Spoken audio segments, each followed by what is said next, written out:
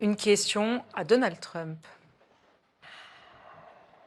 Où est-ce qu'il trouve toute cette énergie aussi?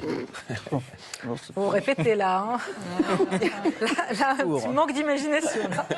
Elon Musk. Dans le tirage de pompe, là, ça fait... Il tire les pompes à Donald Trump. Bah évidemment. Je vous trouve bien inélégante, Madame Bachelot. non.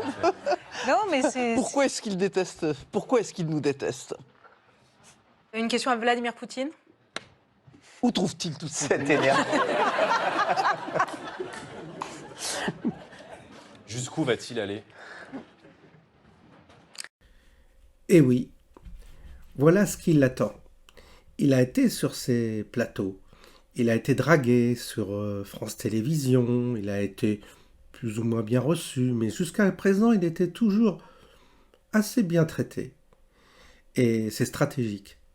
Et puis le piège est là. Le piège est tendu. Aujourd'hui, il est ridiculisé à travers ce que vous venez de voir. Il s'en est aperçu d'ailleurs. Il a été humilié. Humilié parce qu'il n'est pas de taille à aller dans ce type d'arène où il n'y a que des hyènes qui n'attendent que ça, le déguster, comment dire, le savourer son peu d'épaisseur, si vous voulez, et ils savent, les autres, quel est ce personnage. C'est un personnage une forme de produit qui a été évidemment entraîné à faire du média training, mais on sait la limite, et ils le savent, ces gens-là ont de la bouteille, ils ont quand même des années derrière eux, des kilomètres au compteur, et ils savent très bien comment, je dirais, en claquant d'un clin de doigt, tu détruis le personnage. Voilà. Et c'est fait. Ce soir, c'est fait. Et je pense que il va avoir du mal à s'en remettre. Pourquoi? Parce qu'il n'a pas assuré une stature digne d'un représentant politique, d'un grand parti politique. Vous voyez, Marine, elle, dans ce type de circonstances, s'en serait mieux sortie. Je dis bien mieux, parce elle en a avalé des couleuvres et elle a connu aussi des moments comme ça. Mais l'âge faisant, elle a la bouteille, elle sait où elle met les pieds.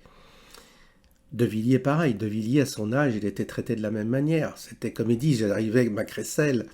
Il l'a payé le prix fort, parce qu'il a été lui aussi sur ces plateaux, essayer de convaincre, essayer de discuter. Et déjà, De Villiers, à l'époque, il avait aussi un profil assez caricatural, qui était facile à caricaturer. Ça n'a pas manqué avec les guignols de l'info.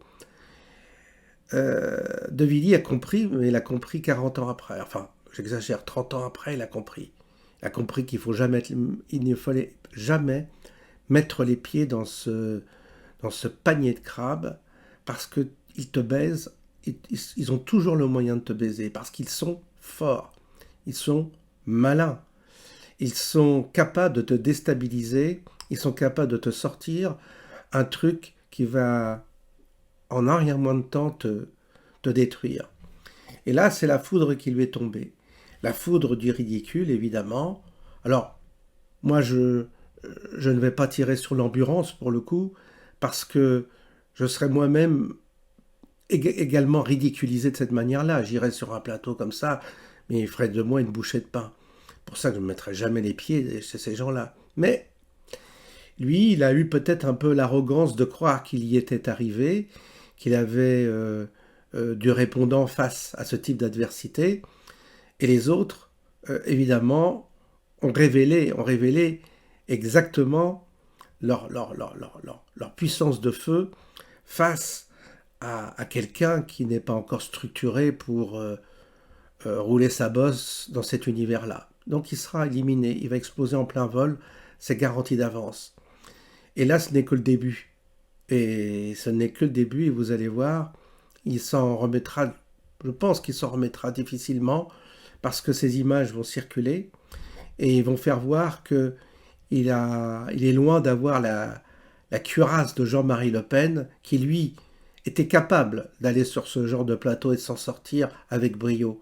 Mais parce qu'il avait une culture, il avait une maîtrise du français, il avait de la répartie, ce que peu de gens ont dans le monde politique.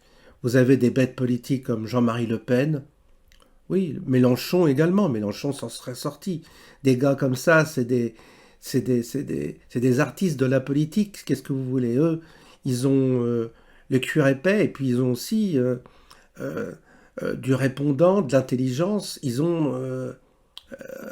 ce sont des bêtes politiques qui sont capables de réagir. Mais là, tu sens la faiblesse de l'individu, tu sens la faiblesse du candidat, tu sens la pauvreté même sémantique du garçon face à une question sur Trump ou sur Poutine.